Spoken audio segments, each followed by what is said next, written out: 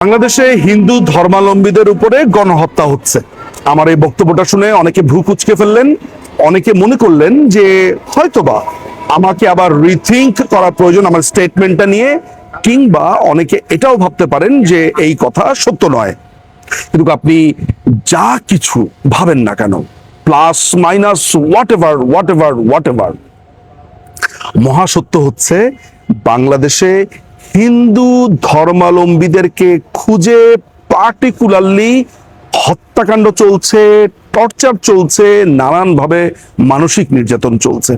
গণহত্যার একটা বড় ধরনের এলিমেন্টস যদি আমি একেবারেই আইনের দিকটা দেখি, তাহলে গণহত্যার ক্ষেত্রে একটা স্পষ্ট এলিমেন্টের মধ্যে যেটা রয়েছে সেটা হচ্ছে যে আপনি কোনো এথনিক একটা অংশকে, কোনো রিলিজিয়াস অংশকে পার্টলি কিংবা পুরোপুরি যদি নির্মূল করবার জন্য তাদের প্রতি আপনি হত্যাকাণ্ড চালান, এমন কোনো কর্মকাণ্ড চালান যেটা আন্তর্জাতিক আইনের এই কন্টেন্ট গুলোর মধ্যে পড়ে, যেটা প্রেসক্রাইব রয়েছে, সেটি গণহত্যা।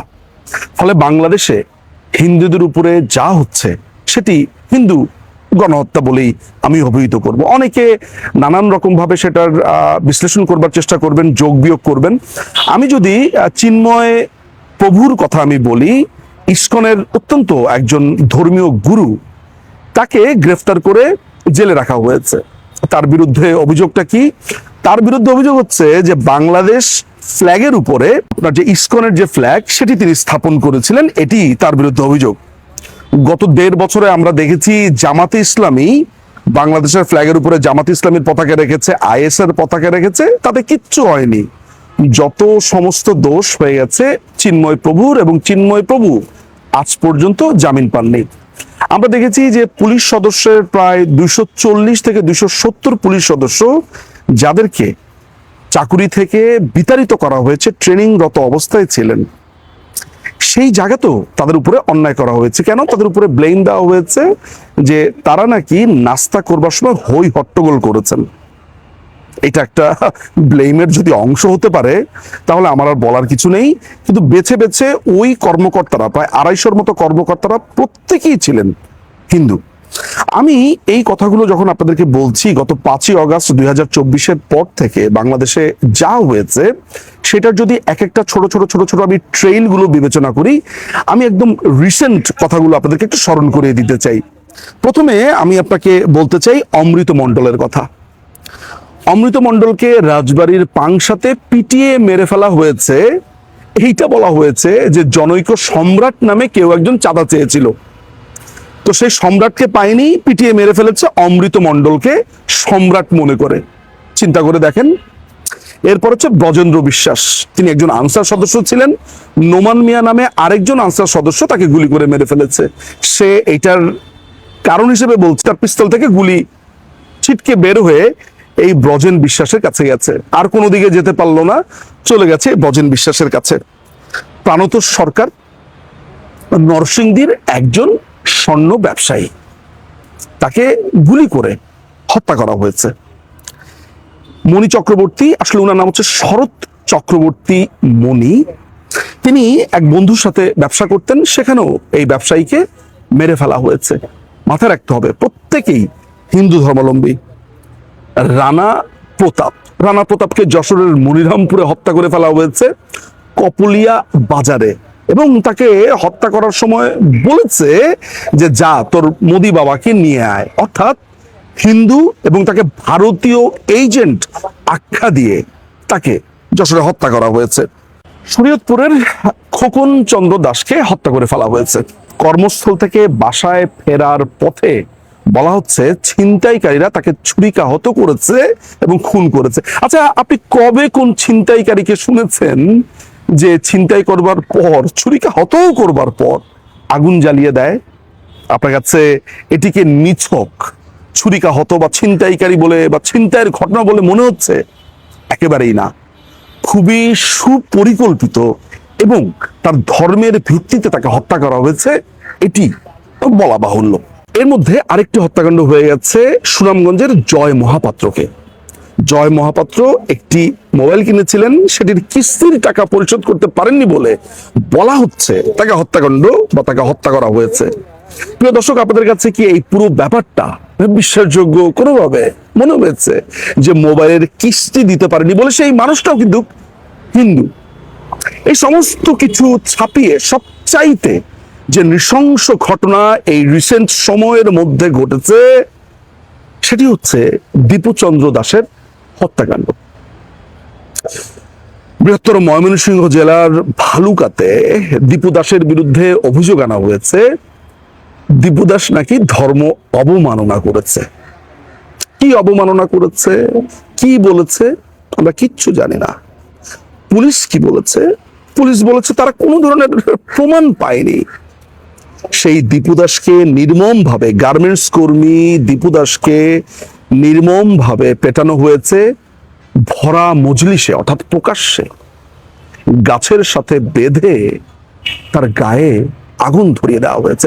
আচ্ছা, একজন বাংলাদেশি হিসেবে কিংবা প্রাক বাংলাদেশি আগে অর্থাৎ পাকিস্তান আমলে বাংলাদেশের এই গত 54 বছরে কিংবা ভারতবর্ষের আমলেও এই বাংলাদেশ ভূখণ্ডে অর্থাৎ এই পূর্ব বাংলা বলেন, পূর্ব পাকিস্তান বলেন, বাংলাদেশ বলেন, কে কবে শুনেছে যে এভাবে একজন জীবন্ত মানুষকে আগুনে পুড়িয়ে দেওয়া যায়? সেটি হয়েছে এবং এই নৃশংস কায়দায় হত্যা করা হয়েছে।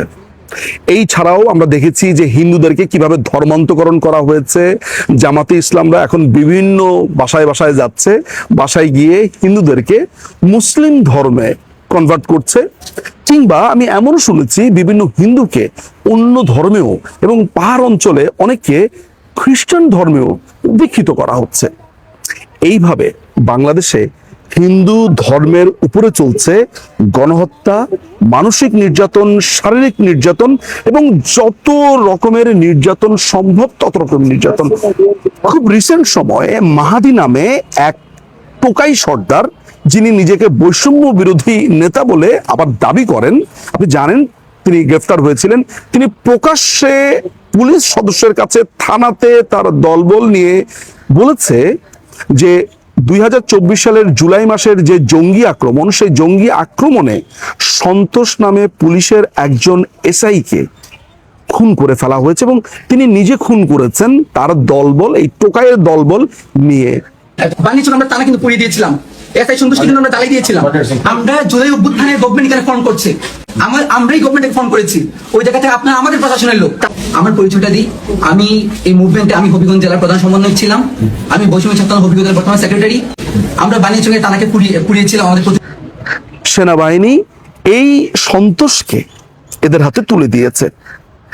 সেনাবাহিনী কেন দিয়েছে? আপনি সেনাবাহিনীর কথা চিন্তা করে যদি দেখেন তাহলে হাজারী গলিতে, চট্টগ্রামের হাজারী গলিতে কর্নেল ফেরদৌসের নেতৃত্বে সনাতন ধর্মাবলম্বীদের উপরে গত বছর নির্মমভাবে অত্যাচার চলেছে এবং তাদেরকে বাধ্য করা হয়েছে তাদের দোকানপাট বন্ধ রাখতে, দোকানপাট থেকে লুটপাট করেছে এই সেনাবাহিনীর সদস্যরাই। ফরিদপুরের কটিয়াদীতে সেনাবাহিনী পিটিয়েছে জামাত কর্মীর নির্দেশে, সেগুলোর প্রমাণ রয়েছে, ফুটেজ রয়েছে, সেনাবাহিনীও সেটি করেছে।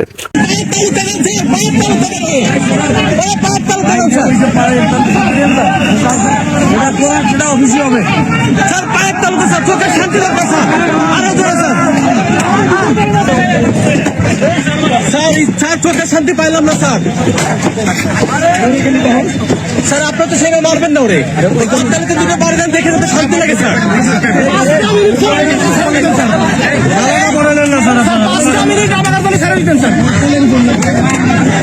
বসান স্যার,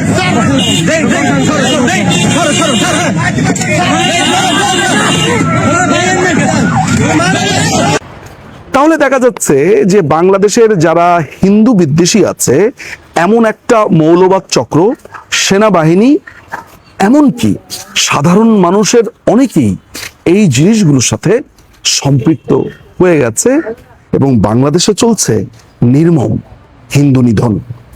আন্তর্জাতিক আইন বলেন, বাংলাদেশের বিদ্যমান আইন বলেন, এই প্রত্যেকটি জায়গাতেই এগুলো অপরাধ। এখনো পর্যন্ত একজন হিন্দুকে যে হত্যা করা হয়েছে সেটির বিচার কি বাংলাদেশে হয়েছে? কোনোভাবে আপনার মনে হয়েছে যে প্রশাসন এইসব বিচার করবার জন্য আন্তরিক? আন্তরিক নয়। আমার সাথে একজন ভদ্রলোকের দেখা হয়েছেন যার নাম হচ্ছে স্বামী সরস্বতী। তিনি, তাকে যখন জিজ্ঞেস করলাম আমি বাংলাদেশে যা হচ্ছে সেটার ব্যাপারে আপনার মতামত কি, তিনি আমাকে বললেন যে আমি সমস্ত হত্যার বিপক্ষে। তিনিও আজ আমাদের কয়েকটা কথা বলেছেন, আমরা সেই কথাটাও শুনবো। আমি যে কোনো হত্যারই আমি বিরোধিতা করি। কোনো হত্যায় মানুষকে হত্যা করা, এটা আমি পছন্দ করি না। আমি নিজে আমার নিজস্ব পছন্দ করি না। তো সেখানে বাংলাদেশে বেছে বেছে হিন্দুদেরকে যে মারা হচ্ছে, আমি তারও প্রতিবাদ জানাচ্ছি। বেছে বেছে হিন্দুদেরকে আমি মারা হবে, সেখান থেকে সমস্ত যারা তাদেরকে বার করে দেওয়া হচ্ছে যেভাবে, তো সেটার অবশ্যই আমি তার প্রতিবাদ জানাই। বাংলাদেশের পছন্দ মানুষের করি না। প্রতি যারা শান্তিপ্রিয়, যারা এগুলোকে অপছন্দ করে, তাদের প্রত্যেকের উচিত এসে সামনে এসে সেটার প্রতিবাদ জানানো, না কোনো মানে দাঙ্গা হাঙ্গামা করে, রক্তপাত করে, আগুন জ্বালিয়ে এইসব করে না করে, হিংসা না করে, যে কোনো ভাবে এসে সুস্থভাবে প্রতিবাদ জানানো। কাউকে মেরে হত্যা করে কোনো ধর্মে জাতের নাম দিয়ে এই তো করার কখনোই উচিত নয়। কোনো ধর্মই মানুষকে শেখায় না হত্যা করা, হিংসা করা। তো সেখানে দাঁড়িয়ে আমি তো অবশ্যই তার প্রতিবাদ জানাচ্ছি। প্রিয় দর্শক, সে কথাও শুনলেন। আমি আসলেই এক ধরনের নাম হয়ে আছি। নাম এই কারণে হয়ে আছি যে বাংলাদেশ যে ধর্ম নিরপেক্ষতার আদলে বা বড় ধরনের প্রিন্সিপলে এই দেশের যাত্রা শুরু করেছিল, যে কোনো ধর্ম কোনো ধর্মের উপর আধিপত্য করবে না, সমস্ত ধর্ম সমান, যে যার মতো করে ধর্ম পালন করবে। এই তো ধর্ম নিরপেক্ষতার একেবারেই সিম্পল কথা, যে যার ধর্ম তার মতো পালন করবে। কোনো রাষ্ট্র কারোর প্রতি কোনো ধর্ম চাপিয়ে দেবে না, রাষ্ট্র প্রত্যেকটা ধর্মকেই ফ্যাসিলিটেট করবে। এটাই ছিল বাংলাদেশের সংবিধানের এবং বাংলাদেশ রাষ্ট্রের মূলনীতি, যেটি মুক্তিযুদ্ধের পূর্বেই পাকিস্তান পর্বে আমাদের যে অভিজ্ঞতা, সেই অভিজ্ঞতা থেকে উৎসারিত প্রিন্সিপাল। গত 54 বছরে তা তো আমরা হতে পারিনি, বরঞ্চ আমাদের দেশ যেন একটা মৌলবাদীর আখড়াতে পরিণত হয়েছে, যার ফলশ্রুতিতে এখন আমরা দেখতে পাচ্ছি গণহত্যা, মানবতা বিরোধী অপরাধ এবং বাসা থেকে খুঁজে খুঁজে ধরে ধরে বিভিন্ন ছুতাতে হিন্দু ধর্মাবলম্বীদেরকে হত্যা। আমি এসব হত্যার বিচার চাইব। আমি এই অবৈধ, এই দখলদার, জঙ্গি, টোকাইদের কাছে বিচার চাই না, কিন্তু বাংলাদেশে বিচার হবে। মুক্তিযুদ্ধের 40 বছর পরেও রাজাকার আলবদরদের বিচার শুরু হয়েছিল দ্বিতীয় দফায়। ঠিক একইভাবে এই সমস্ত অত্যাচার, নিপীড়ন, উৎপীড়ন সবকিছুর বিচার এই বাংলাদেশ ভূখণ্ডে হবে। সেই আশায় বসে আছি, কারণ আমরা কোনো কিছু ভুলে যাব না। Lawlessness and mobocracy continued in Bangladesh. Every day, Hindu minorities are persecuted, physically assaulted, property destroyed, and their religious places vandalized. আসছে পরবর্তী খবরে, বাংলাদেশে ফের হিন্দু নির্যাতন, মৃত্যু, চিন্তাবাজ সন্দেহে হিন্দু যুবককে ধাওয়া। পালা বদলের পদ্মাপাড়ে ফের সংখ্যালঘু খুন, অশান্ত বাংলাদেশে আবার হিন্দু হত্যা। এবার যশোরে গুলি করে গলা কেটে খুন। বছর 45-এর রানা প্রতাপ। মনিরামপুরের কোপালিয়া বাজারে হামলা কট্টরপন্থীদের। The placards here where they have clearly said that the kind of situation of Hindus in Bangladesh is quite worrying and that something should be done, and that this